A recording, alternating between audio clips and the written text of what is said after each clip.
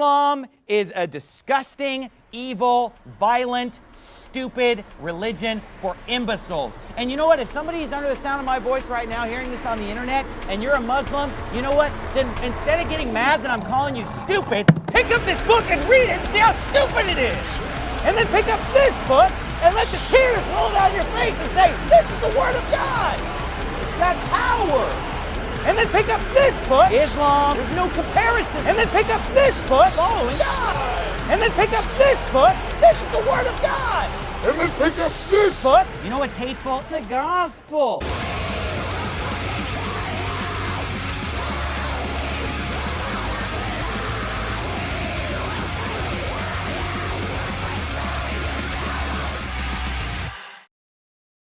High-ranked district, here he goes, crossing himself.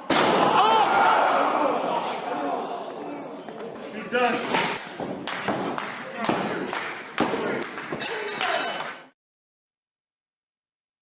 All right, welcome everyone to another edition of Hot Program. I am your host with the most, all the way from the East Coast. And as always, folks, I am in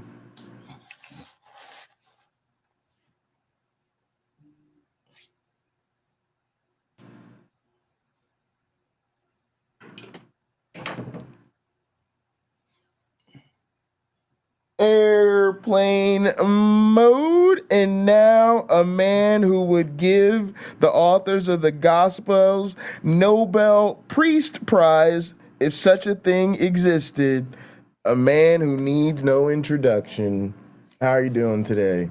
I am excellent, and I'm broadcasting from my guest bedroom since my guest moved out. So doing well, having a good Sunday, and just trucking along here.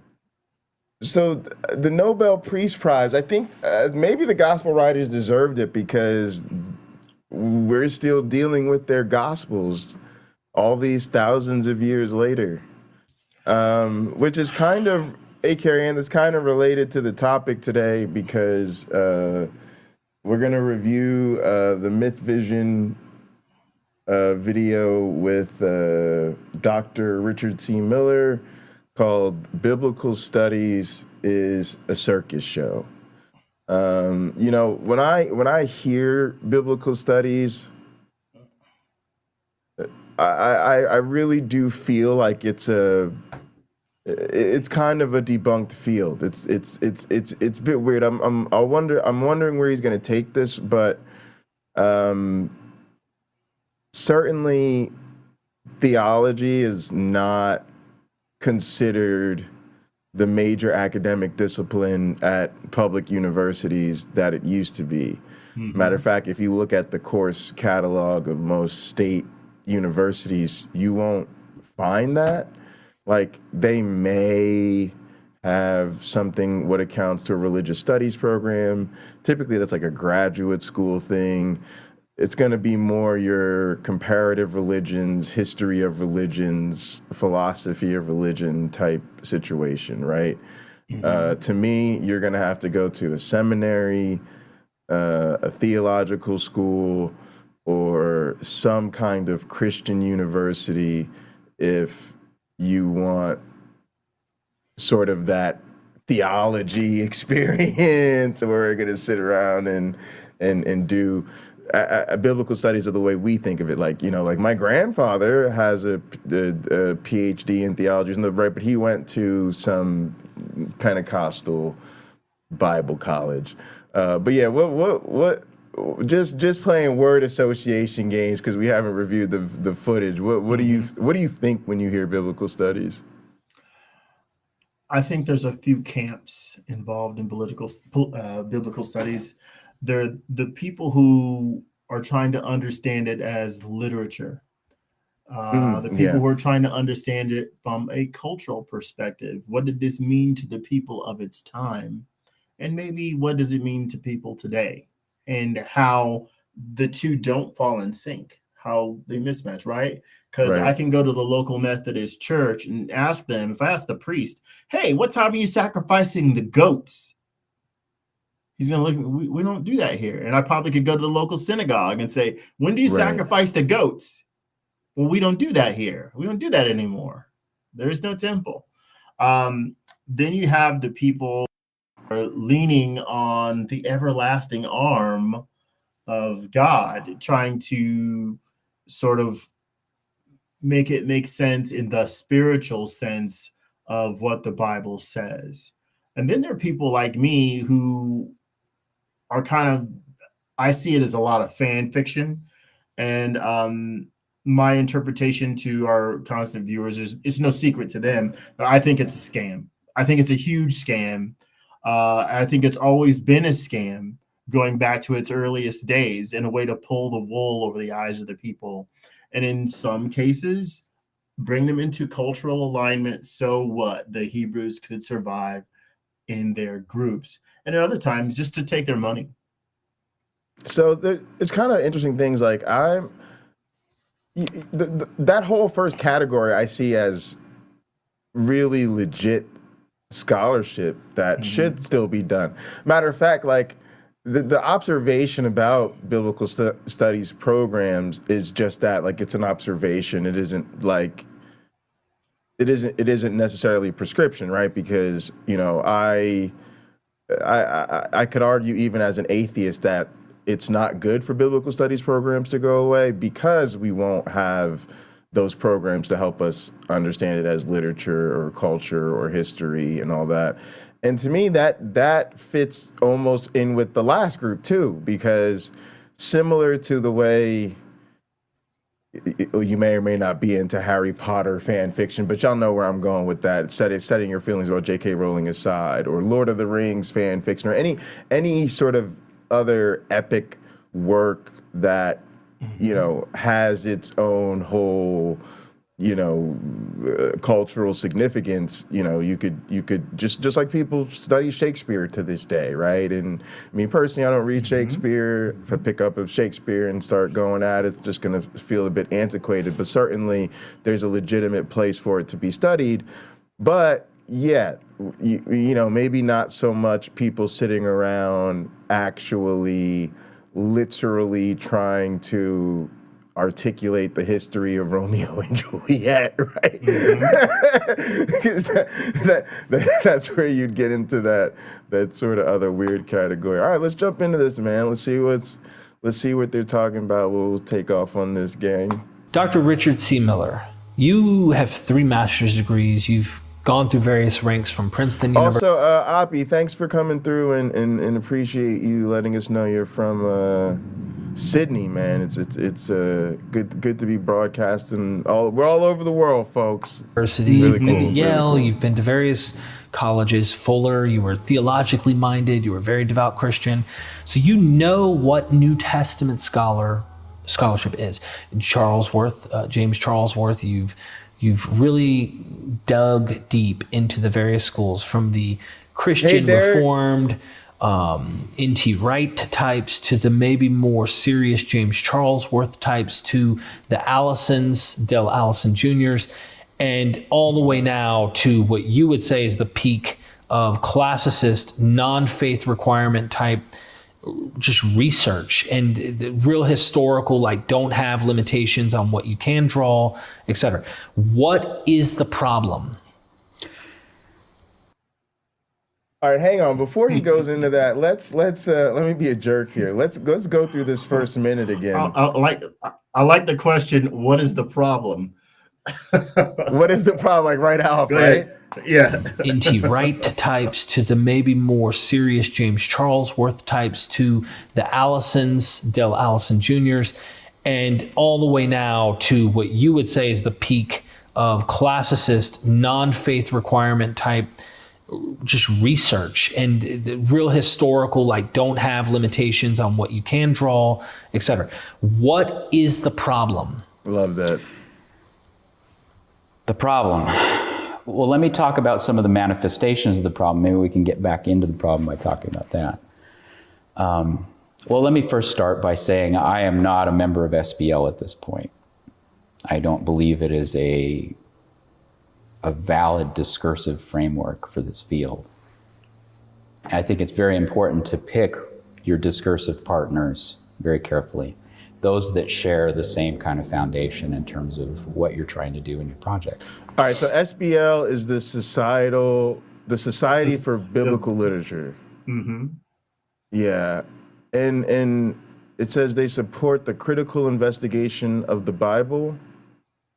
But yeah, let's see what he says about it. And so I'm very much an evidence-based, evidence-grounded. I try to, as much scientific rigor as I possibly can. I use that term in a broader sense than the hard sciences, but I try to put as much rigor as possible around my work and to not let other frameworks, religious intents, modern feuds about what this means, or any other particular conflict of interest get involved in any way, or even to worry about what that may mean for anyone else.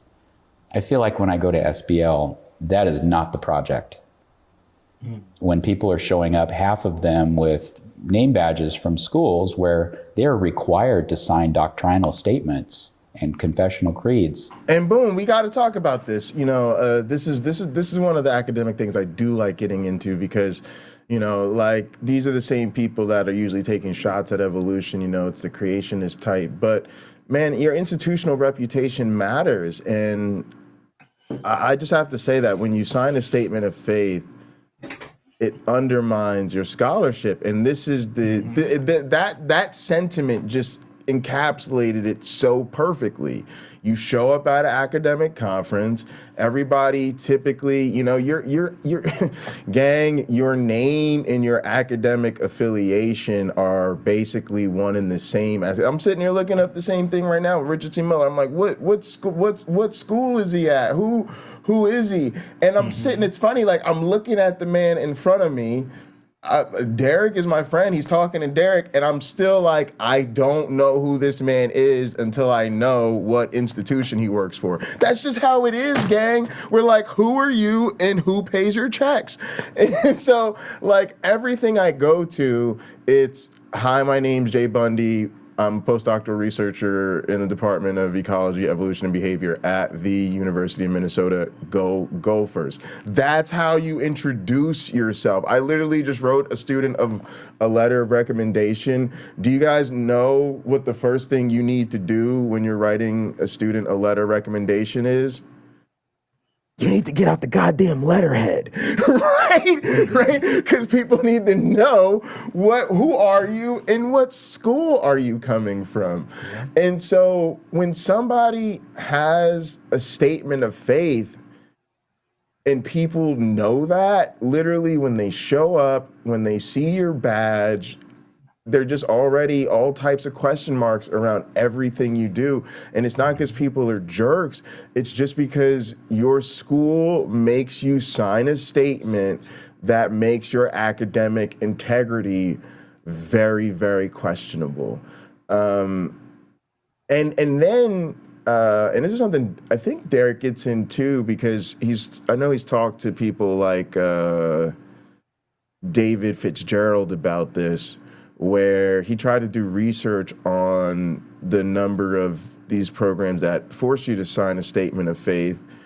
And there was just some very interesting results. First off, I don't want to mention the numbers, I don't remember the exact numbers, but the overwhelming majority do make you sign a statement of faith.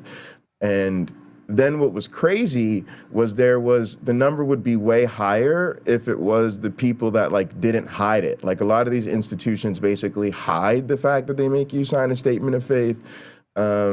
So like that's problematic, or it's just like in their mission and values. So it's kind of one of those deals where they don't make you sign a statement of faith, but if you sign anything that goes against it, that's like immediate grounds for dismissal or whatever. And then, also, something that people might not think about is then the professional associations. That's why he's talking about like SBL. I'm sure like there are other times where you may not work at a university that requires you to sign a statement of faith, but you may rely on publication in a particular biblical journal or working with a particular biblical professional society, and they may require you to sign a statement of faith. And so, you really want to make sure when you're dealing with a biblical scholar that you're aware of all these potential entanglements and that you clear on where they're at. Many of them would get fired. In fact, I would say most of them, absolutely, if they took my book seriously and to the extent of even agreeing with me, that would be hazardous for many, many, many careers. And so, to me, thank you so much, that is Derek. not a That's fucking discourse. awesome, man. So already 50%, just Can you pause it? no real Talk numbers about it? here, but Yeah. Okay, there's always a scripture. Matthew chapter 5, 34 to 37. Jesus says, "But I tell you, do not swear an oath at all, either by heaven, for it is God's throne, or by earth, for it is his footstool, or by Jerusalem, for it is the city of the great king. And do not swear by your head, for you cannot even make one hair white or black. All you need to say is simply yes or no. Anything beyond this comes from the evil one." Now, if you just read your own book, folks, these universities shouldn't have to make these people sign that statement of faith. Ken Ham at his ARC park and amusement parks shouldn't have to make people sign a statement of faith. This is their guy. I didn't make Jesus up because I can improve on him. I didn't make Jesus up. Somebody else did. And he's saying not to do what they're asking people to do. Absolutely. Yeah, no, it's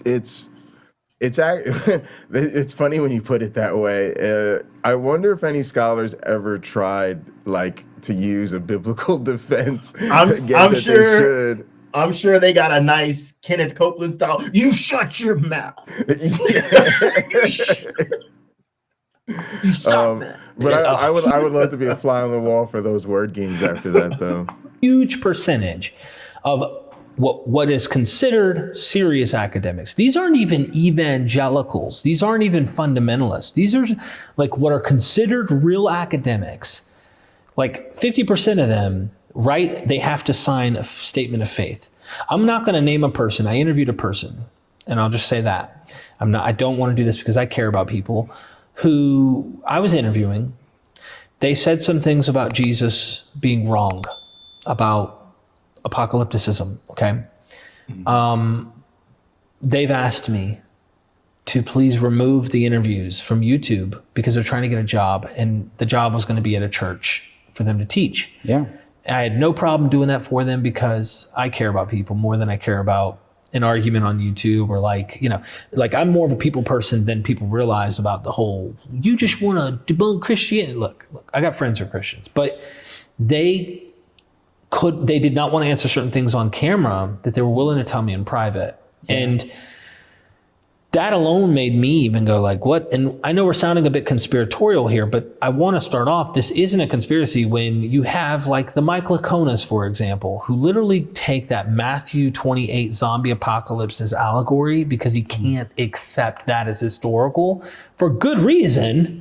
Yeah. And he gets fired from his evangelical college. But SBL typically has people who aren't in these evangelicals, some might be, but most, from what I understand, are some prestigious schools like Princeton. Yeah. Yale, maybe at Yale, some spots. I don't know.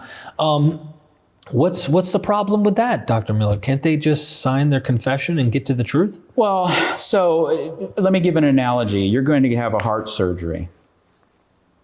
Now, how much witch doctorism do you want involved in that procedure? I've had 2 heart surgeries. I can speak on that. Right. Now, when I put that forward, you want... Exactly, none. And also, this is what I mean about Christians just can't have an honest conversation about Christianity. As soon as you got to remove the video, you can't answer certain questions. And I understand doing it as a courtesy to a former guest. You certainly don't want, people, losing their jobs over interviews on your channel. But it's just the type of thing that it bothers me that it doesn't bother Christians. It's just, and I don't really accept it. Like I kind of reject the naive Christian stereotype that I think is common in America.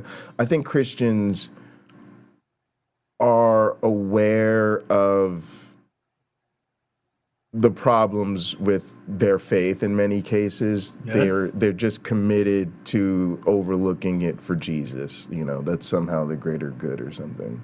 Well, I think we have to, let's say the person Derek is referring to who he took the videos down for. If that person gets that position in that church, then they are now there to answer questions and answer them honestly. And a person, let's say the questioners in the classroom for this person are like me, where I'll show you, like, hey, it says right here in the Bible, it says this. So how do I reconcile what is unlikely with what Scripture says? You know, for me, as I would sit back in the class, I'd raise my hand. I'm like, well, look, I can show you elsewhere in the Scriptures where it says people are going to rise from the dead. And that essentially, for me, the Gospels are like a treasure hunt where they're just checking off a list of things that were supposed to happen. Well, they must have happened somewhere because we got this Jesus guy that's supposed to be the savior. You know, this guy, again, in my opinion, a cult leader, if he existed, is just, when they're writing the stories, well, all these other things must have happened. They simply must have. It must be true. You know, I can show you why the disciples are fishermen. I can show you that. It's not even, it's in the Old Testament. It's not in the New. They will be fishermen. You know, there's right. all these little details that when you don't know they're there, it can feel so true. It can feel so genuine. It doesn't lose its power in terms of kind of giving you some guidance on how to live, just because it isn't true, just because it isn't factual. Sure, I just don't think it's I don't even think it can get the guidance to live thing anymore. I mean, this kind of fits into the conversation about is it rational to believe? And there was a time when it was, right? There was a time when it was rational to believe the world was flat. There was a time when it was rational to believe that diseases were caused by dirty air.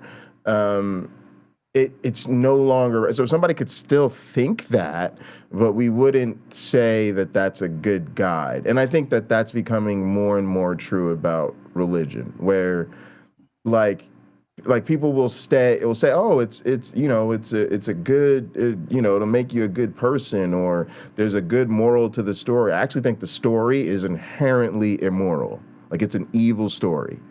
What's the moral of the story? The moral story is about sacrifice and substitutionary atonement and vengeance and blood magic, and I don't particularly find that a good story. And then given Jesus himself, right? Like, who talks about sin. It's like, sin isn't a thing, grow up.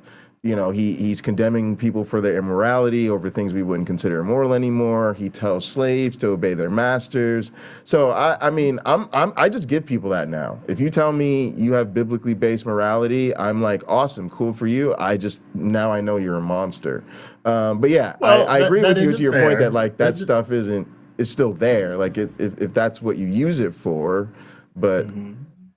I'm not disagreeing with you. I'm saying mm-hmm. whatever the value people get from it is that value, even if the history isn't real or whatever. I'm just saying personally, I don't accept that. Like most people, I get that I'm rare. Most people think somebody walks up to you, they tell you they believe in the Bible and they believe in Jesus. You file them away as good person in your brain.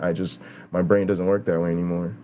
Well, let me tell you. So inside, I'm next to my garage in this room, next to my garage. I have a wall in my garage that has hammers on it. I have masonry hammers when I do masonry. I have regular, like a ball peen hammer. I have mallets.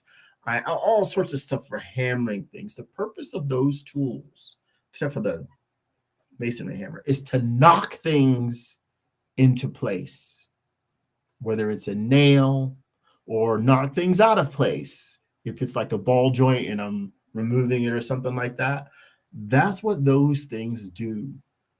And for many people, religious arguments are the same thing. If your kid is acting up, you throw these scriptures at them and it'll knock them into place. You hope. You're trying to get your spouse to stop drinking, the Bible's supposed to knock them into place. And that's what it's, in a way, it's how it can be used. I don't know that it's what it's designed for. Right, but that's what I'm saying. And just like that, it's like using a hammer to construct the World Trade Center. Right, it's not the only tool you need. Right, it's too primitive of a tool for the job. We now have more advanced tools, and I'm not, you can show up with your hammer, but I'm going to show up with like a, 80-foot power crane and all this other type of stuff. And that's how I look at it. And that's literally to me. They're like out there, they're out there they're gonna build a pyramid out of toothpicks, and I'm just like. Sure. Right. Let's get into this because we can have this conversation all day. You want the kind of rigor that you would get, like, say, at Stanford Medical Center or UCLA, real people doing real scientific work that are not interested in some kind of hocus pocus idea about health or, the spirits being involved or any of these kinds of things.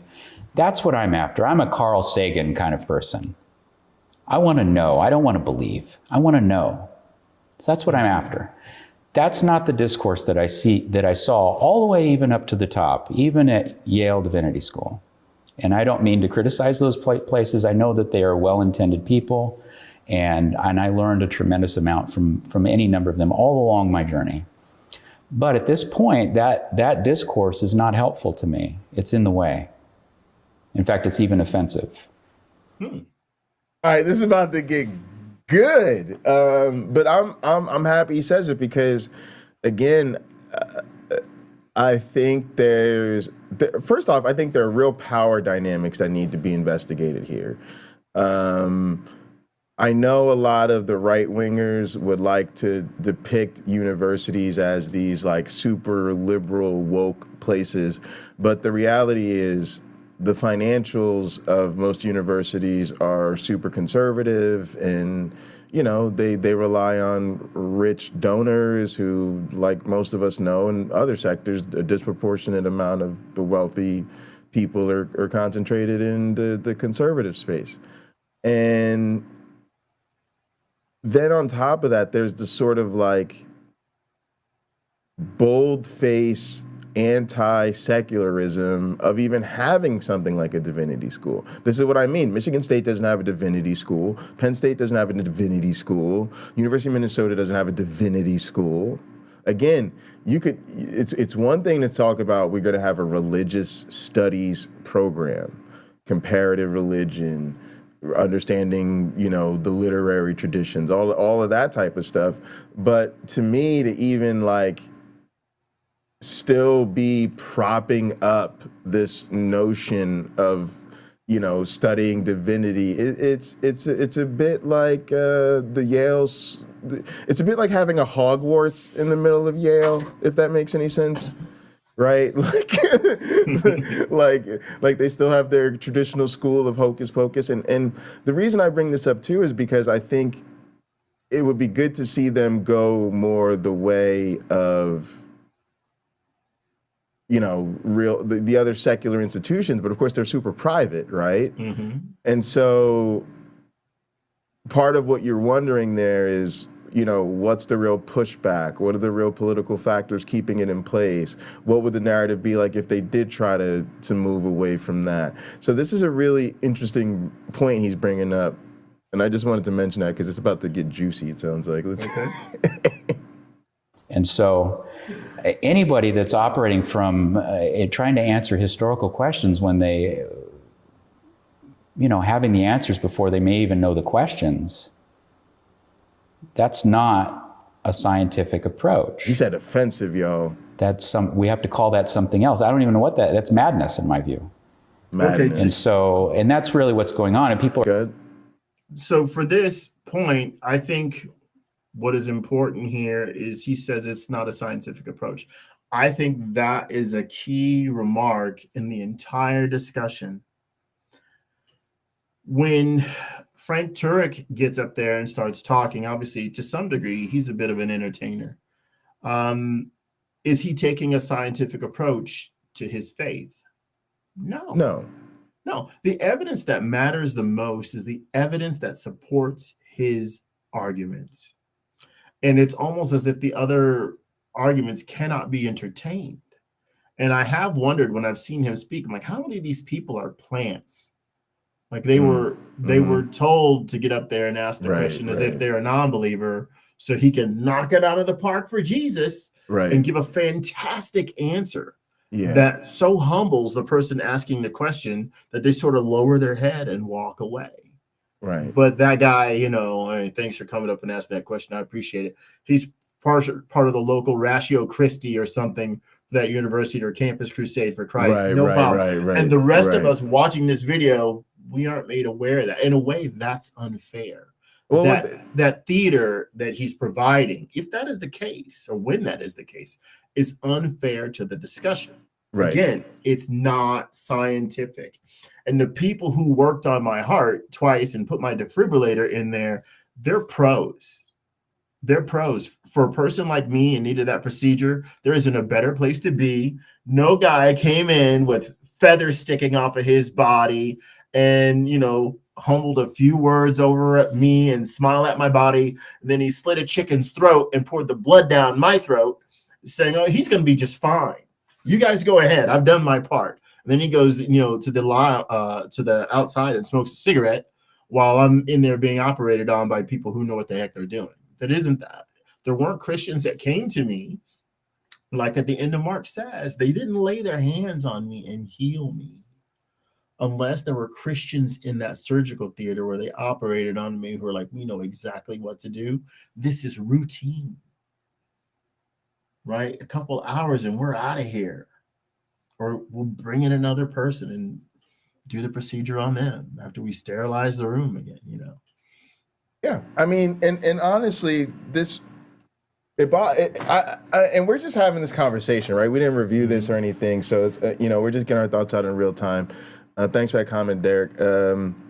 But like, this really does get to me, like, because if Michigan State University had like a school of divinity or something, I can imagine there would be a lot of pushback, and I am genuinely wondering about how the privateness of some of these older, more elite institutions with these incredible endowments, in a sense, allows them to not have to get with the times. And the problem is they're still supporting the Frank Tureks, right? Because there's people who are going, I got a degree from Yale School of Divinity, I've got my PhD, and you know, they don't look or sound like Frank Turek, but then they're going to provide sort of academic cover for the type of nonsense he does. The other thing is with the Frank Turek instance in particular, of course, there's a lot of plants. That makes me think of professional wrestling, like when somebody comes out of the crowd or whatever, that person is always a professional wrestler. But a lot of times, if you can't do it with plants, you can just do it with strategic editing, right? And then the other thing they can do it is just with demographics. Like, you know, the man on the street interviews is compelling because it looks like a Christian just walked up to an atheist just to strike up a conversation, and the atheist is woefully, you know, unprepared. But part of it is it's a middle-aged man, you know, with his own education and nonsense, and certainly well-versed in how to be manipulative rhetorically, and he's walking around a college campus, you know, asking questions to freshmen who literally have never paid a bill in their life, some of whom don't even do their own laundry. And literally this is the first 6 months of them not living at home with their parents, right? And so, you don't have to necessarily plant them, right? Talk to that freshman in 4 years. Exactly. Right after they've been there, like, hey, look, Ray Comfort, I couldn't answer your question then, but I sure can now, and I got bad news for you. You're a liar. You may not know it, but you're misleading people. You know, Ray Comfort obviously is not the paragon of scholarship in anybody's book, least likely even in his own book. He's just regurgitating arguments that he's standing his ground. He's not trying to persuade anyone. He's trying to literally, his name is in part of the deal, comfort those who are reading his materials. You know what? Your Christian faith, just as you have it, or maybe strengthen it a little bit, but it's okay and it's right and it's beneficial and more people need it. So share your faith. Keep the flock growing. And I don't mean flock in a derogatory way. Right, but that is it, yeah. Keep the faith growing. We need more people who believe in God and Jesus in the particular way that we would assign to them, biblical or not. Absolutely. That's what it's about. And that's what bothers me is I'm now thinking about the money behind that effort. Or entering this discussion, already determining what the conclusion needs to be before they even begin, and then going back and trying to marshal the evidence to get there. And to me, that is the dark ages. It's apologetic. I have no tolerance for that.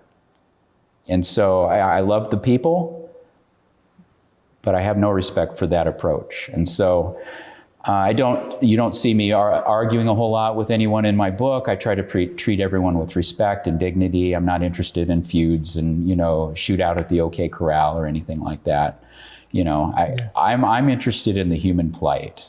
And I almost had to write this for an audience that doesn't exist now, where the discourse isn't broken, maybe in 100 years or something like that. And so that's kind of the, so when you talk about mainstream scholarship, you're talking about SBLs, big tent. Okay, and that means let's invite everyone. Now, already you've just exited the academic world. Yep. At least in terms of what secular academia means.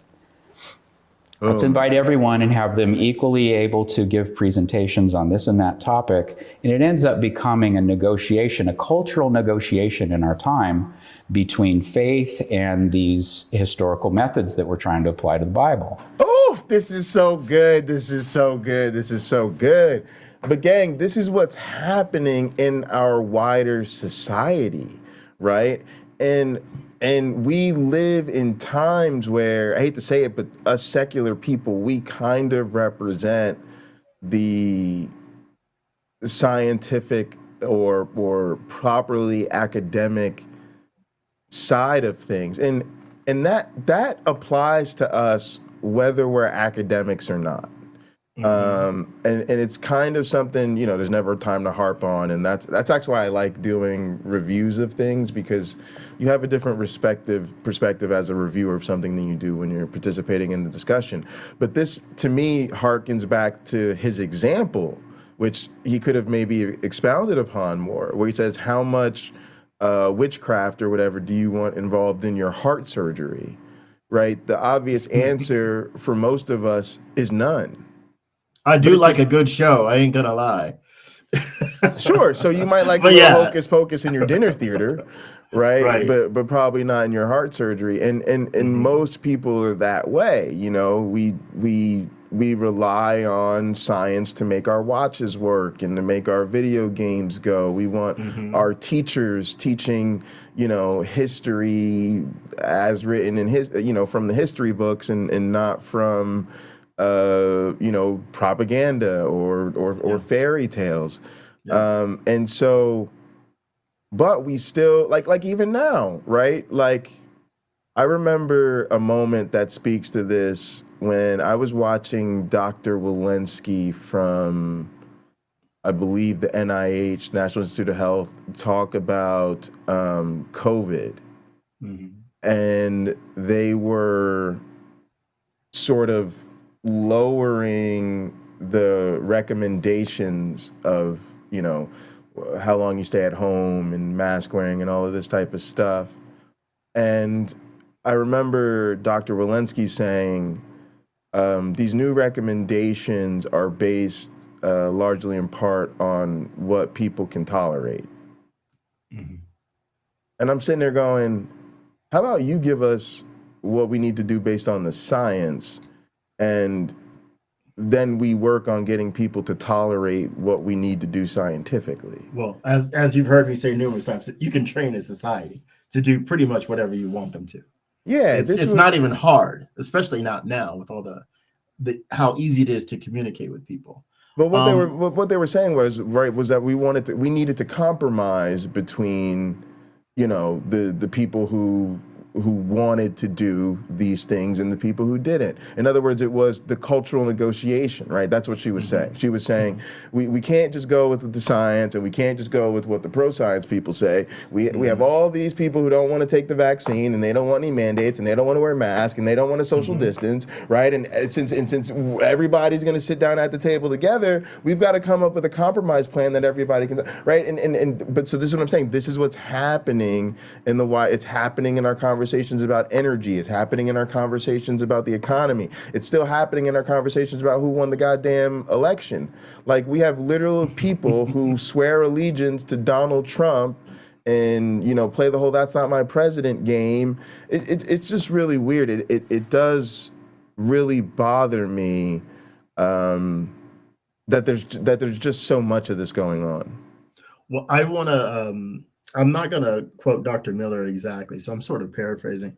Dr. Miller commented that he wrote this book for an audience that doesn't exist. Did he say almost doesn't exist, or doesn't exist yet or anymore? I forget how he said. Oh yeah, it doesn't exist yet, maybe. Yeah, okay, doesn't exist. Okay, yeah. That is a key comment. Yeah, it really was. In terms of biblical studies, because there is a spectrum. There are gradations of people's faith. There are those people who do approach the Bible with an analytical mind. When I was a Christian and I was reading the Bible, I didn't use my analytical skills to interpret what I was reading most of the time, because I was taught that this is sacred, it's special, you're not supposed to change it, you're not really supposed to interpret it. You know, the Holy Spirit will tell you what to think. Okay, but I then started going to various churches, and I learned that people, and you can see this on YouTube without going to churches, how different people will interpret the very same things in different ways. And someone will say to you, oh, that means that it's a living text. Do you see? As you grow and learn, the Bible grows and teaches with you. That is a spectacular thing to say. It's a beautiful lie. Well, a person's ability to mature is wonderful. It is essential. Our desire for understanding, and later what comes along to teach others, right? You want to see others grow and mature and learn. It's very satisfying to watch someone get what you've been teaching them. So that's part of it too. But his comment also reminded me of the book of Enoch, which says that what Enoch is saying is not for his generation, but for a remote one. It made me think of that too. And I think at the time of the Gospels, when they were written, that was supposedly the time when all these other events were to be coming to fruition that Enoch was speaking of, if they hadn't already, or something similar that you can say, well, that's close enough, hadn't come already. So I think with Dr. Miller's book that he's written, there's going to be an audience, or there already is an audience that is ready to receive it. But now I guess my question for Dr. Miller, and if you're still in the audience, which needs to happen first? People need to see your book first, or do they need to see the Bible first and then come to your book later to have a reasoned approach to studying the material?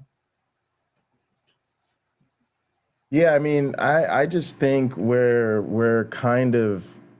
stuck. I think we're in a period where religion is plainly falsified. I think we're in it's obvious there's no God. It's obvious that the Bible's not true,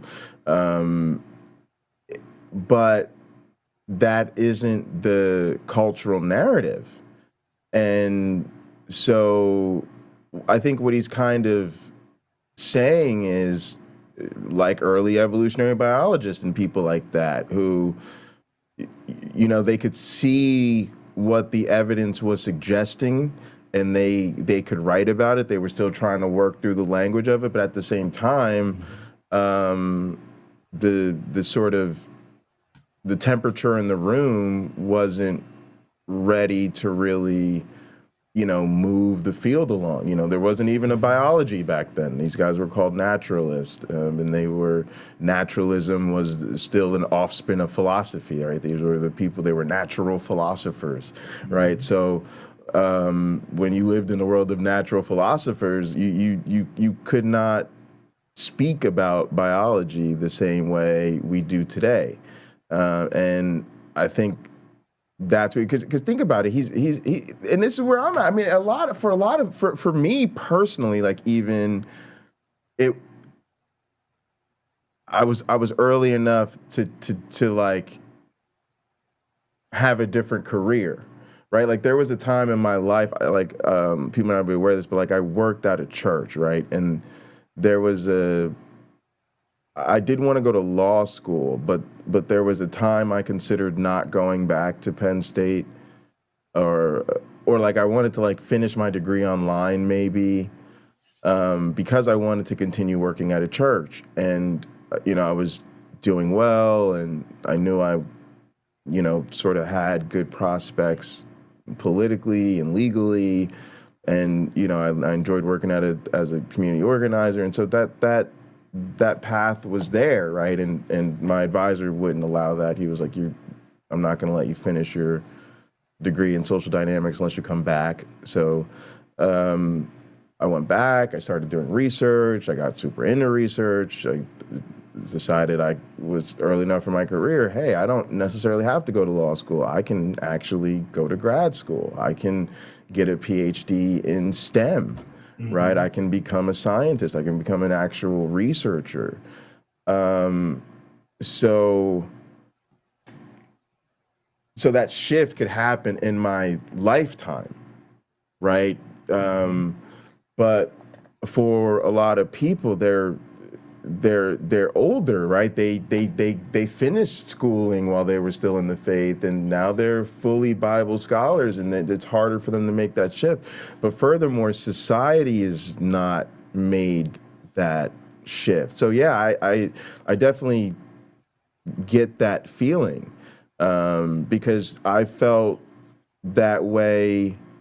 Well, like when I was in a church, I remember being surrounded by good Christians, and I remember that distinct feeling that the Christianity that I grew up with just wasn't going to work anymore.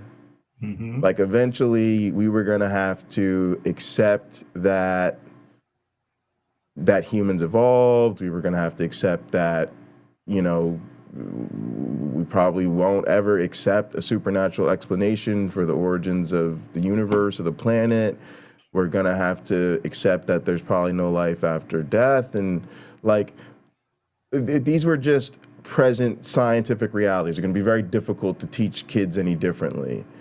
And so I remember this feeling of like I was holding on, trying to hang in there with Christianity, because I wanted to see what Christianity was going to become after. Like, what was Christianity going to look like once all of those things were accepted, right? And I eventually realized that I'm not under the impression that that's going to happen. I'm under the impression that it will continue to accept and accept and accept and accept more, but it will eventually accept so much as to make itself redundant in the lives of most people. And so I think it will die a very slow, painful, and gradual death.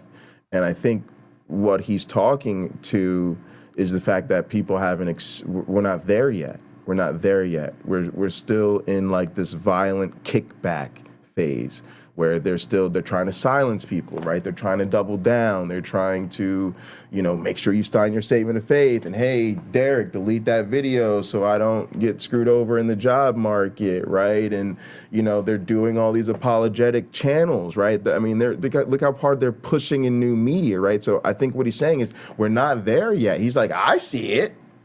I see that this is totally dishonest. This is unacceptable. But we're not there yet. Dr. Miller, I get from this conversation he's having with Derek isn't trying to reach a general audience. He's trying to reach a more academic, more specific one.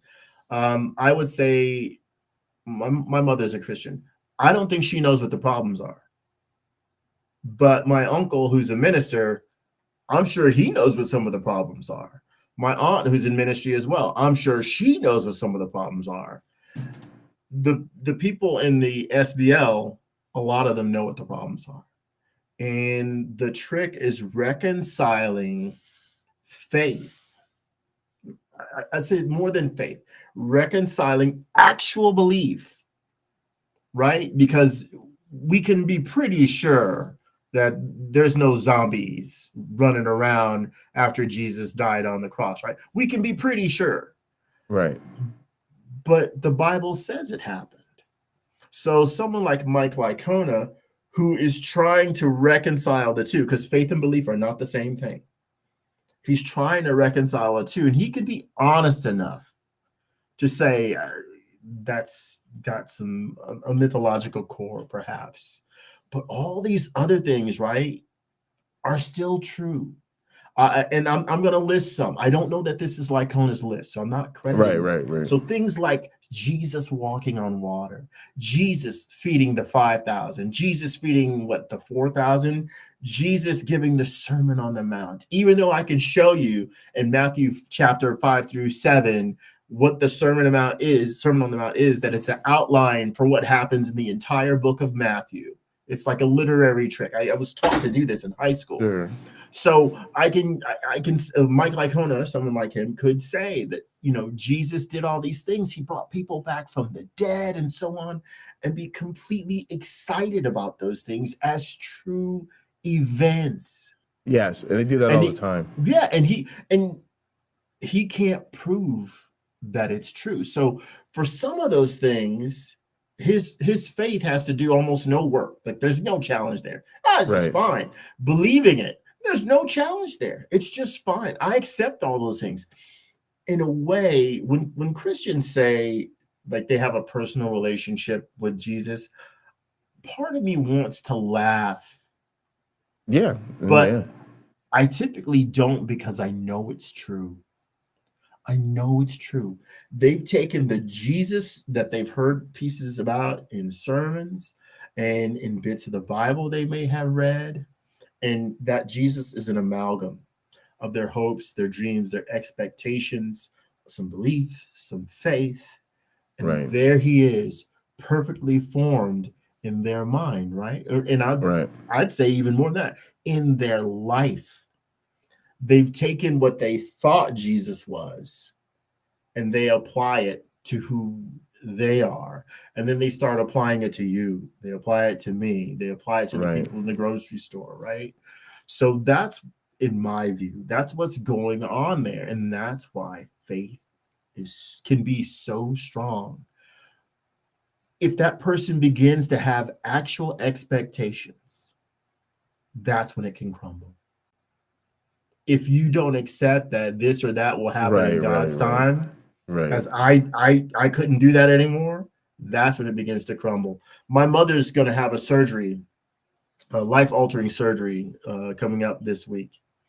And my brother and a friend of ours from our childhood and one of my other brothers were driving down to the hospital to be there for my mom's surgery. And somebody brought up Jesus as we were having this conference phone call. And I said, I don't think that Jesus will be lending a hand so that our mother doesn't need this surgery. Right. You can be sure. You can be sure she's already prayed about this and was not healed. Right. You can be sure. Right. But at 84, what else has she got to hold on to? But Jesus, right? That's the guy. That's her man. He's supposed to fix it, even though it will cost tens of thousands of dollars by people whose collective educations, cost in the millions. Yeah, right. Him fixing it will walk hand in hand with him not fixing it. With us fixing it. Yeah. It'll look exactly like some doctors took care of things. It'll look exactly the same. Well, those are just instruments that God used to achieve the outcome. Then why did God use the people in billing to also achieve a separate outcome of making a hefty profit for the hospital, right? Yeah, and that's just the cognitive dissonance. All right, let's try to roll some tape. The midpoint between that, if you were to create a bell curve of where all of the scholars might distribute across, on the spectrum between literalism between historical rigor and a faith, more of a faith approach. The midpoint between those two is not the answer. And so I find that oftentimes you go online or you see in articles things like mainstream scholars say this and that. That doesn't prove a thing. Mainstream scholars is midpoint between witch doctorism and actual medical science. Right. These are people that are in orbit around faith communities, living in a world that is still under the spell, Western world, still under the spell of these sacred texts, with students giving them student reviews based upon their faith. Why are they even taking the class? Because they think it's an easy A, because they were raised in the Christian tradition. And so when they show up to the class, they judge the teacher based upon how comfortable they were with what they got. And so I'd be willing to bet they're worried about their own student reviews. They're worried people about don't get A's. academic boards. A publication. Oh no, no, they're wrong. They're usually wrong. But this is fire. How do you? Oh, go ahead. Yeah. Now, I'd be willing to say most students entering biblical studies struggle because it's not what it means to you, it's history. It's what it actually means. It's digging into the Hebrew. It's digging into culture. This isn't Jesus from Main Street. Right. This is supposed to be, or Moses from Main Street, right? It's not what we've made them into. Biblical studies is, what were these characters or people? What were they meant to be?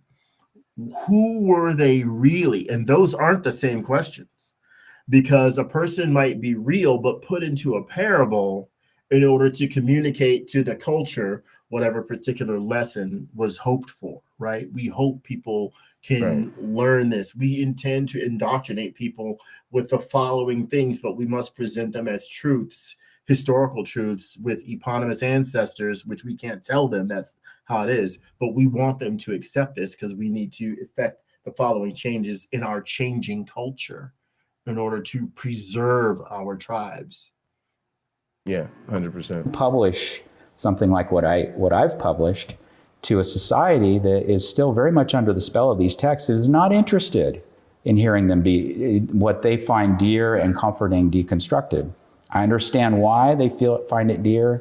I sympathize even with it. But when I get to my academic work, I need to let go of all that and get rigorous and honest in its most pure form. And I want to be in conversation with others that are like-minded in that way.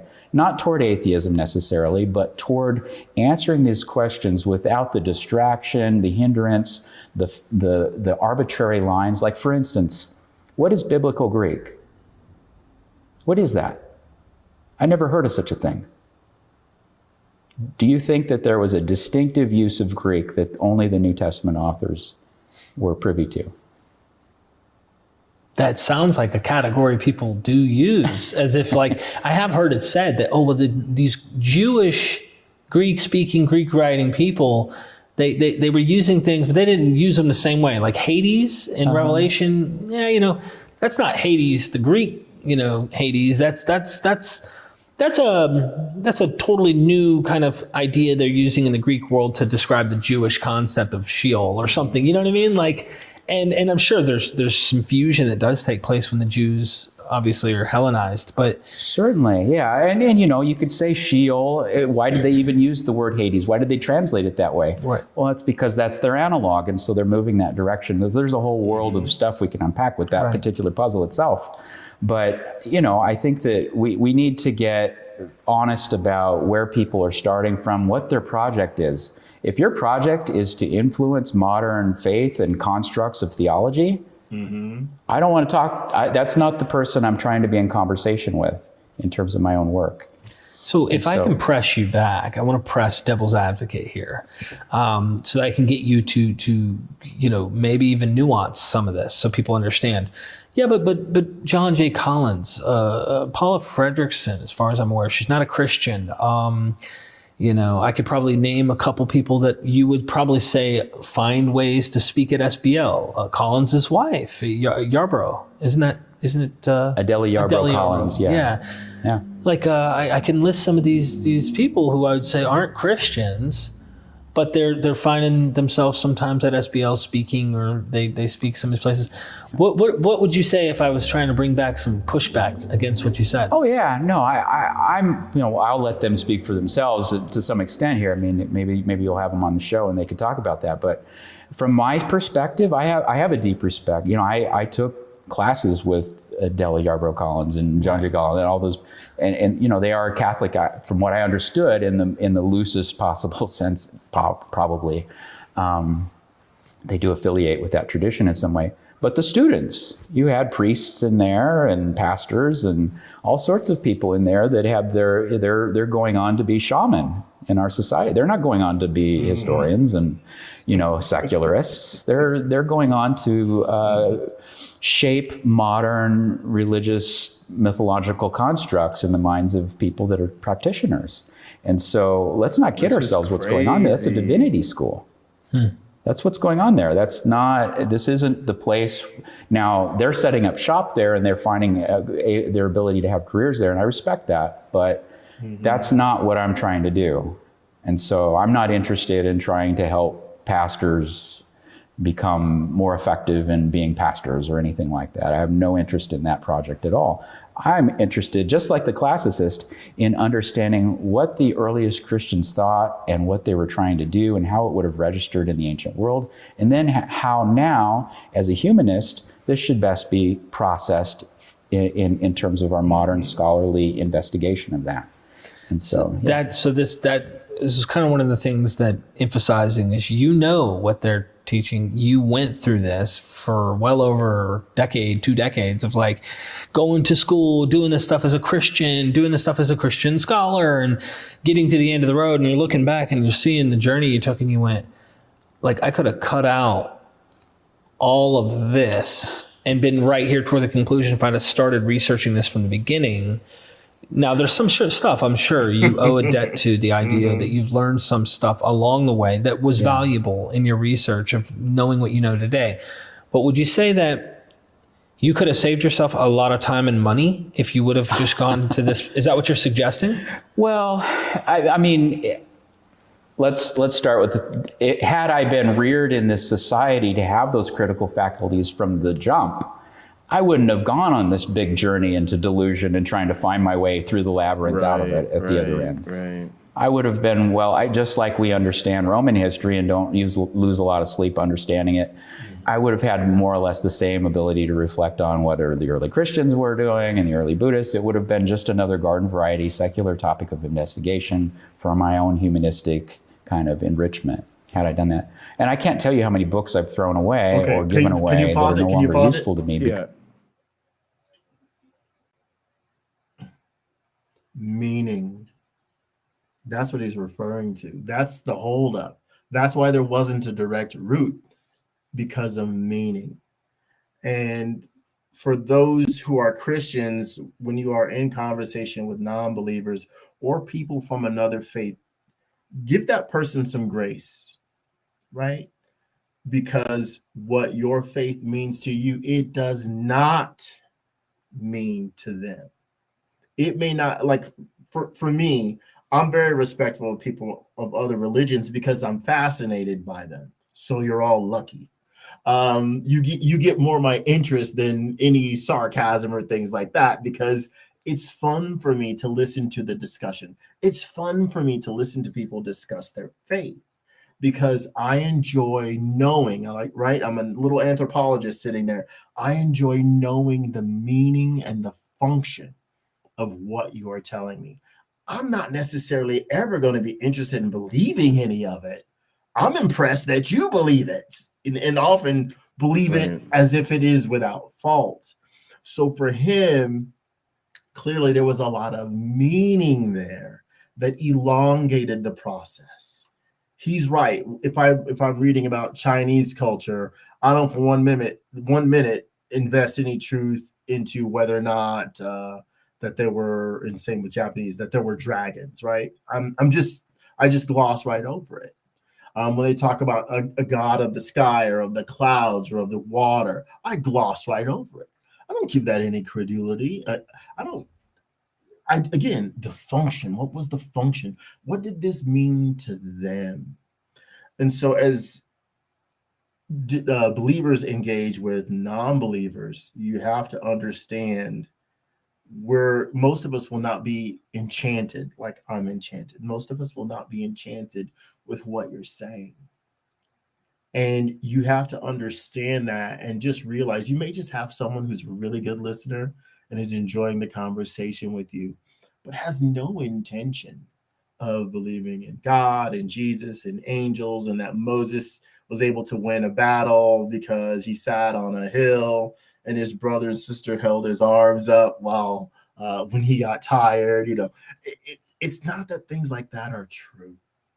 Yeah, I also just think there's people like me just because I want to make sure we try to get through some more of this, but a lot of us now are just going to have bad reactions. We're going to associate your story with your identity with a group, and we're more concerned about that group's role in society. And so, that's that. And I think that's the part people are going to struggle with. It's the association, right? Because they come beaming with the smile and the warmth because that's what they feel in their heart. But like you said, a lot of us don't feel that same way about it. Yeah. I think a good thing to ask is, what is the takeaway? What do you, if you're on an airplane or whatever, actually don't do it on an airplane, because if you convince a non-believer that his ideas are rubbish, he might try to stab you with your fork or something like that. So it's fascinating. But a question would be, and I think I'll ask this from now on, what is the takeaway? As you are sharing this with me, what am I supposed to walk away with? And if the discussion is a scholarly one, I think that question's even more important, because if a person is approaching the Christian religion, let's say, from a scholarly point of view, and they still believe it, I really want to know what's going on in that person's head. If they're not a multimillionaire from it and they still believe it, sit next to me. Sit next to me.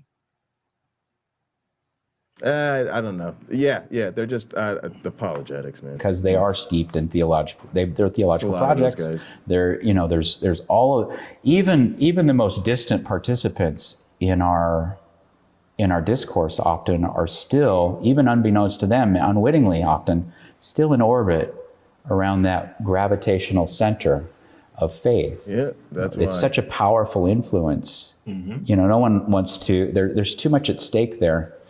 And so Pascal's wager, maybe we can get into that in another video, but that's a major part of this that needs to come into play that doesn't exist for other subject matters. And the sunk cost fallacy. What's at stake for society, culture, their own eternal destiny, their own sense of comfort and construction of their own identity?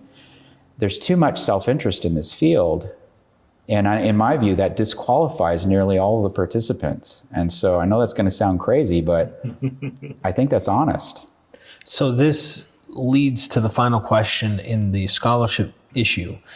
We pick up classics. I go to Yale.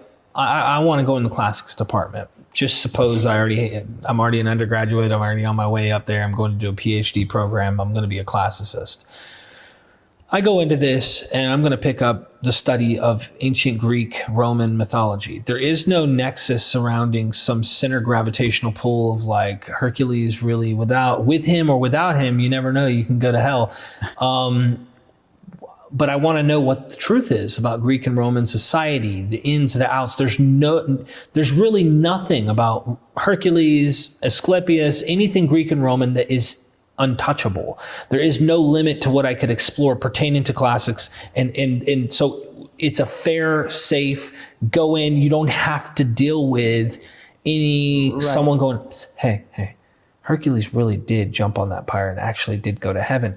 Nobody's arguing that in the classics department. Right. And so what would you recommend, since we talked about the problems and how we really cannot sit here and throw around consensus or like, I have 10 scholars who say you're wrong, because you could do that with evangelicals. And this happens in the discourse online with people I deal with. They list off, Craig Evans said, and N.T. Wright said, and William Lane Craig said, and so did the Lydia and Tim McGrew and all these Christian apologists. Look at all these scholars who said this. And then the other guys come in and go, well, Bart Ehrman said, and John J. Cullen said, and so-and-so said.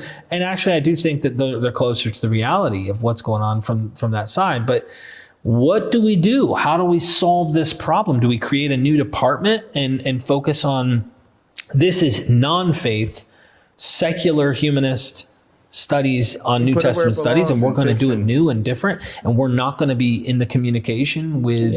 Just put it in the classics department. Well, I've identifying this problem. First off, I want to say, lots of times I'm perceived as on the radical far end of the discussion. Like, in fact, I even read, there was a blog or something that came out of a few days ago where it was like Miller and like a few of the, were kind of like pushed off to the margins, like just these wild, like desperados. Even Carrier, and he's, I understand, but he, the problem is that, we look radical to this discourse, what I would call the Big Ten or circus of nonsense. But if you get to the actual discourse, the human discourse, the secular academic discourse, we're smack dab in the middle. We are mainstream. Those guys don't want to go to SBL. They think it's a circus.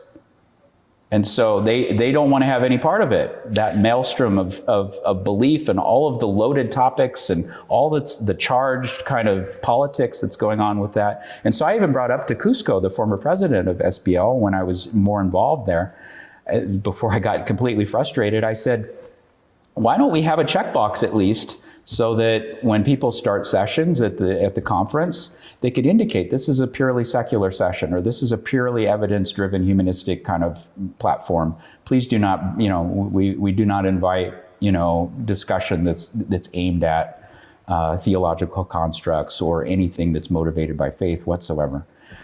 Even if you were to announce that, people would show up and still import all of their beliefs and so on. Of course. So it's almost impossible basically to get out of that. Can I comment on I just decided that my discourse is going.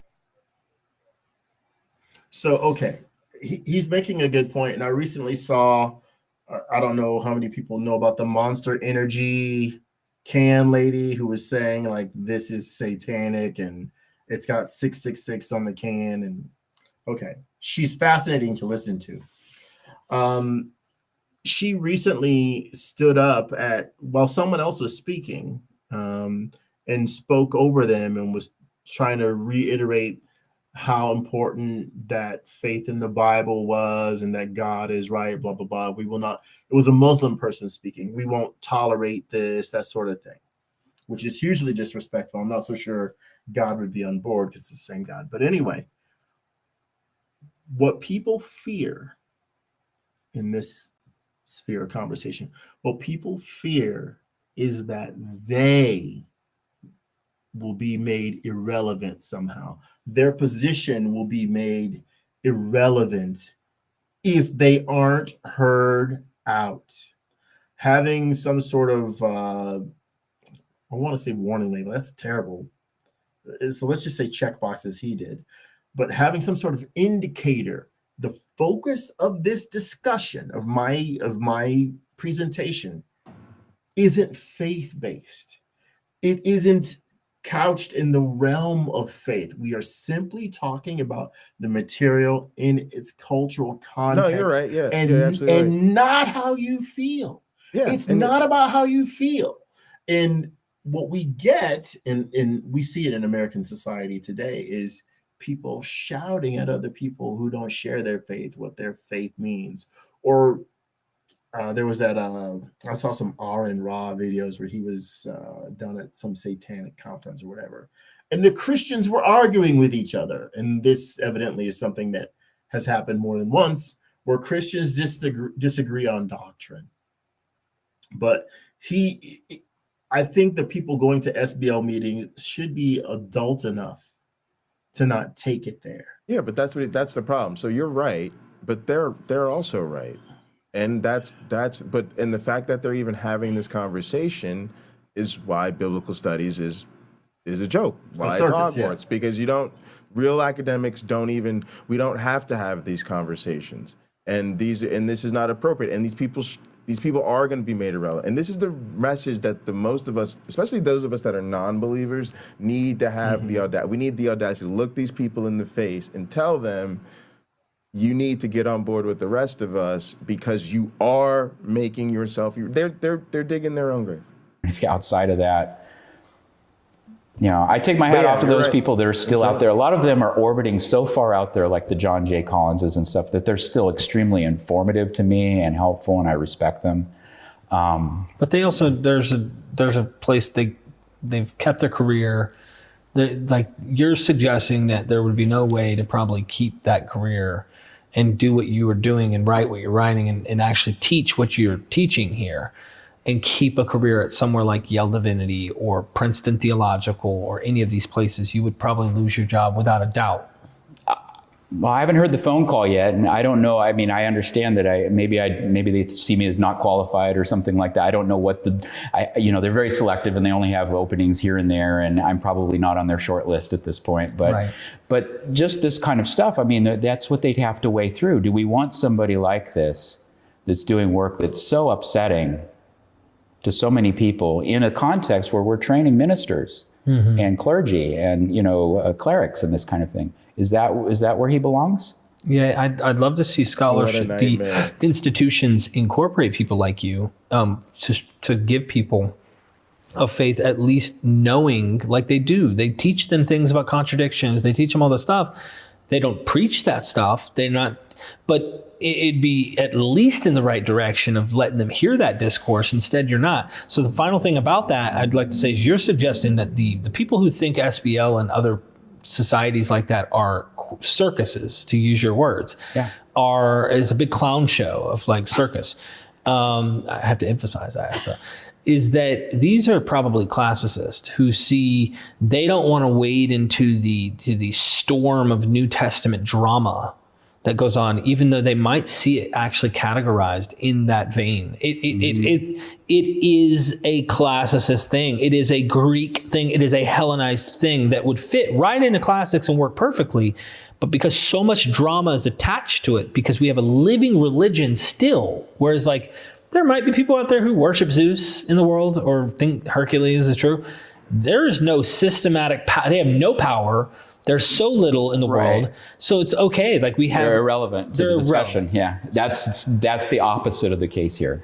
Yeah. So you're saying that's why the living religion has that much power, strength, and struggle that they don't even want to engage in dialogue because of this. Yeah. I think that, and my doctoral work was transdisciplinary. I took a lot of classics courses. I had a lot of classics, professors over me, training me from various places, UCLA, Yale, the Claremont colleges, and other places. And so I was in those contexts, and I got to hear what the backroom discussions were at a lot of these places. And no, they don't want to touch this with a 10-foot pole. They're not interested.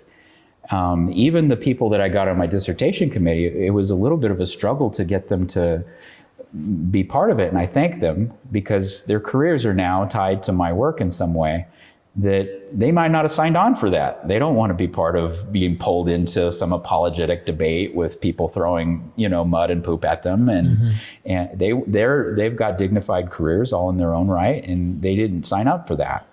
And so it definitely spoils and ruins, and I think utterly destroys the discourse. The Greek lexicon, for instance, there's no such thing as a New Testament lexicon. It doesn't exist. There's no such thing as the New Testament in its own right. That's a construct that we're foisting upon it. This is just earliest Christian writing. Okay, so last thing, I'm sorry I'm adding this on, but I think this is important what you're saying here. In your private discussions with classicists that come from the Greek Roman research that they know some New Testament stuff. Yeah. Are they looking at this like you're looking at this? Do they see this stuff? I mean, I'm sure there's some people who have faith in classicist departments, but the ones that you're saying are secular, that are like obviously not engaging at all, are they looking at this going, this is another legend? Like this is obviously another one of them? Yeah. There's mixed. I've seen that. I've seen a lot of that actually. Backroom discussions. I've shared my research at places. Some of the list I gave you with top people, and they'll look at it and say, yeah, you're correct. In fact, Veronica Grimm, who initially got me on my way to reading Romulus, I think in the back of her mind, later on talking to her, she said, I selected that text sort of at the beginning because I knew you were coming from the Divinity School. And I thought you should maybe take a peek at that. And so they're quietly doing that it's kind of like I'm a proxy in that way. But, so those are backroom kind of ivory tower academic discussions that the world, the larger world is not privy to. There are others too that were trained to, because they're also trained to have that dividing line. And so some of them, their Christianity course that they take basically says, no, nothing to see here, move on. This is all Jewish. Mm-hmm. And so they're trained also to draw that line in the sand. And a lot of that line starts to, get disrupted as they begin actually doing their real work over time. And that's where I find these interesting and very honest discussions. So you, Robin Faith Walsh, Dennis MacDonald, Litwa would be in this category at least, and you, of course, we'll get later into some of the criticisms of the recent work, how the Gospels became history and stuff. But these are people that we can say are at least engaging as fair and as close to what the reality is with this literature in a Greek, Roman, Jewish world. Yeah. Now that doesn't mean we're all right, but at least we're on the golf course. Got it. We're on the golf course, we're hitting the ball. Now, what's bizarre to me is oftentimes when you go to actual normal, what we would call mainstream New Testament studies, they think they're just on the putting green perfecting their discussion. This group that you're talking about, those that are doing true transdisciplinary work that's untethered to theology from a classicist, hybridic kind of perspective, we don't even think they're on the golf course. And so you might quibble about where we're at on this and that. I actually think I'm pretty damn close to right on this. The original Tiger about Woods 99%. My core arguments I'm 1,000% confident in. Mm-hmm. Some of my ancillary arguments are up for discussion, and that's part of the discourse. This is like a science. We're going to grow and learn. No one's going to have the final answer on it, but we're going to advance in our understanding. And so that's where I think it's at. And I believe I've made a strong contribution in that way. But yeah, I think that basically you've got a group of people that are doing rigorous work in that space, trying to truly contextualize these writings within the world that they grew up, within the world that they found their initial meaning. And so I don't find that going on at a lot of the divinity schools and seminaries in this country. Thank you. I hope you liked my dad, Richard Miller, in this interview. Remember to like and subscribe, and never forget, we are Mythvision. Oh, he's cute. Kid Vision. Kid Vision. All right, we made it. All right, so man, he was throwing bombs, man. I actually realized that was really important, man. This is one of the topics that I definitely have strong feelings about. Like, I really do feel like all of this legitimizing of the apologetics is really problematic. It's this sort of duplicitous apologetic industrial complex, and these institutions are feeding into it because they're still churning out church leaders, and it really goes against the reputation they're trying to establish as, scholastic institutions. And it's part of the reason I like working at a big public university, and I'm not at all I don't, pine over these sort of private institutions that are making all these other goddamn considerations. So weird. Mm-hmm. Well, But the yeah, average good. minister that we could run into in a church or here on YouTube isn't participating in these arguments, and they don't want to. Now, here and there, they will have something to say that could be a remarkably point, but they don't go to the Society of Biblical Literature to make it. They say it in front of their congregation. Their congregation is already on their side, rooting with them. Obviously, they have a lot of respect for that person and that person's opinions. So it may be that that person has made the best argument ever, and the SBL doesn't ever know it. Or they're making the worst arguments ever, and they will tremble in fear of their opinions being critically examined in the SBL. But if the function of this or that group is to basically, okay, how do we make this last as long as possible? Well, then that's what they're going to focus on. You can't expect critical thinking in regards to whether or not the material is true. You have to expect critical thinking in regards to how to refine the process of continuing to get people to believe the stories that come from the religion or that are the makeup of the religion. Yeah, and that's why, and this is why. Look, honestly, it's all a sham, and I think putting it in the classics department is fine. Mm-hmm. That's probably where it will end up under good circumstances. Under the best circumstances, probably the criminology department. Multi-level marketing 101 type of deal. It is that too. It is multi-level marketing. It is. But yeah, it's crazy. I do think he hit right on about the way society is situated, and we're currently just living in a world dominated by this Christian identity and the dogma, but it's all very it's all very dishonest. And you wouldn't need people to sign statements of faith. You just wouldn't need any of this if you were doing honest work. Mm-hmm. You really wouldn't. But yeah, I'm really glad to hear someone that knows and someone that has the professional experience really start to expose this. I'd love to try to interview him or get in touch with some more scholars like this that can help us understand, because this is really, I think, important to your counter apologetics or your deconversion potentially, because most of us don't have the time, energy, or resources to compete with the biblical scholars. And a lot of us were raised by ministers and apologists. And even now, when you do your own research on the internet, it's very hard to make heads or tails of the legitimacy of the research. And so it's just really important for us to start to, it's almost like therapy, to start to realize that you're not insane and you're not crazy. And, there sort of is this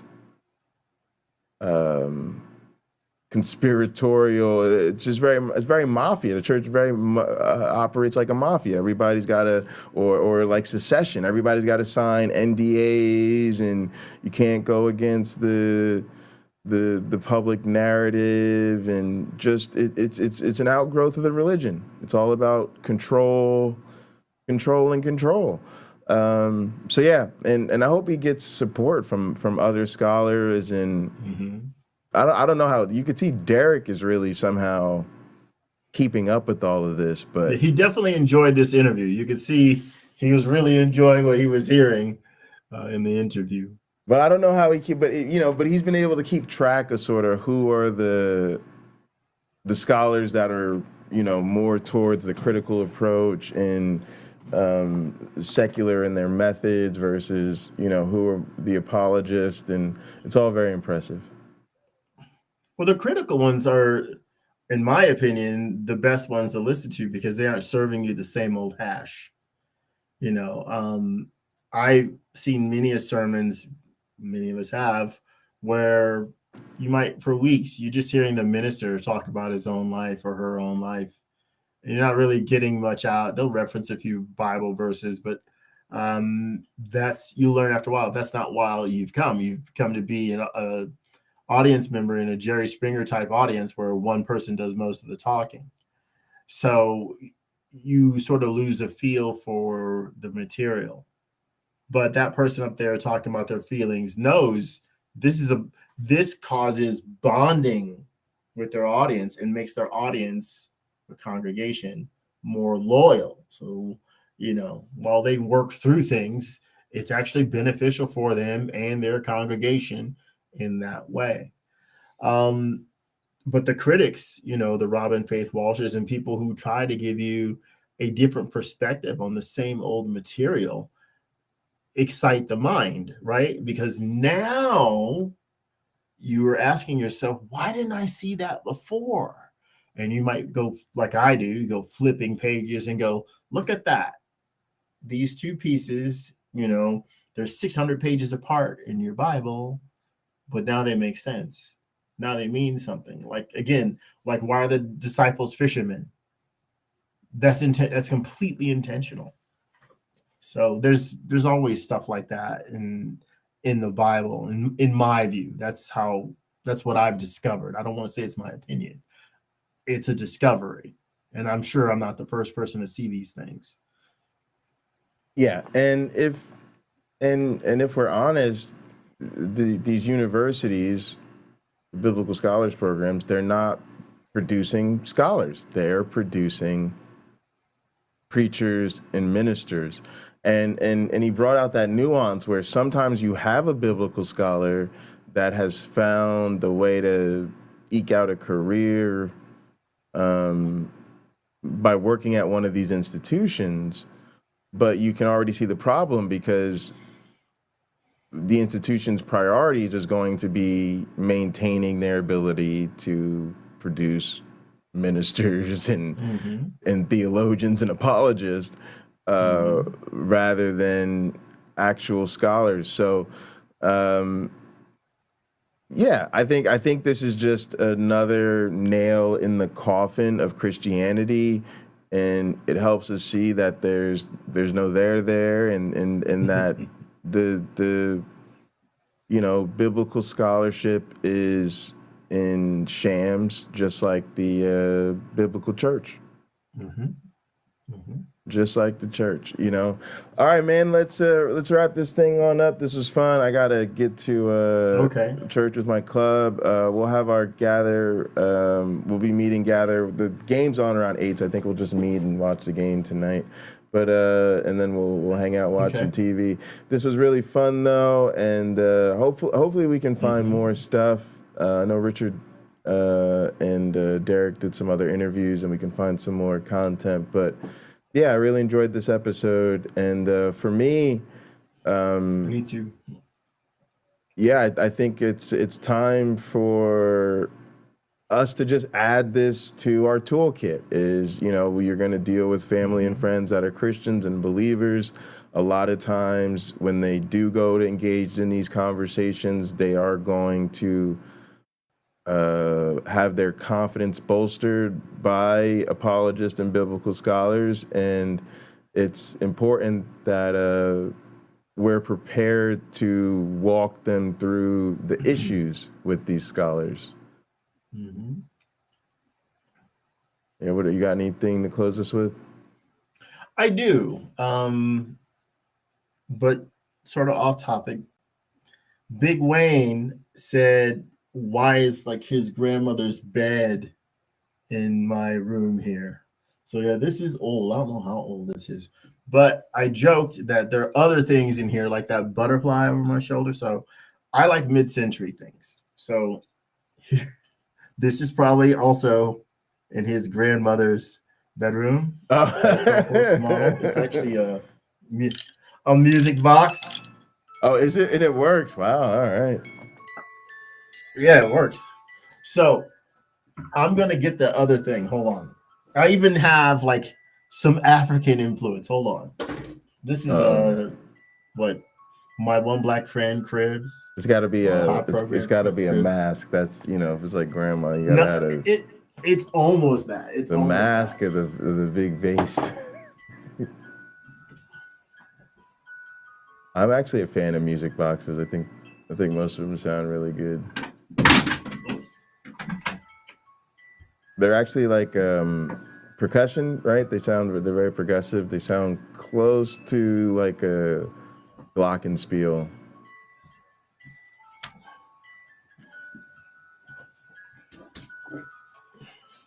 I don't know how to make the music box stop. So just for you, Wayne, this is one of those butterflies made out of strings or thread. It's probably not. If you have kids, this might be a fun little activity to do with your kids. And just pound little nails into a piece of cardboard and start wrapping it. This beautiful painting. Is this from Georgia? I think this is from Georgia. So this is from an artist in Tbilisi, Georgia. Beautiful. And then for the African thing, I have another one of these, but it fell on the floor. So I have copied the style of his grandmother's bedroom. I even have a drawing in a gold made by one of my ex-girlfriends. Nice. Mm-hmm. All right. Well, what are you got some concluding thoughts here? So I got to get to my meeting. Oh, for Hot Program in general, I would just say everybody just keep enjoying your life and be careful who you respond to on Facebook Marketplace because there's a lot of scams. Don't send money. Don't send money until you get your goods. Be careful about which biblical studies program. I think Heathen Queen just got into a biblical studies program, but I'm sure it's one of the secular ones. So yeah, man. Oh, interesting. As always, gang, appreciate you guys. As always, come link up and gather. Be good to yourselves and each other. We'll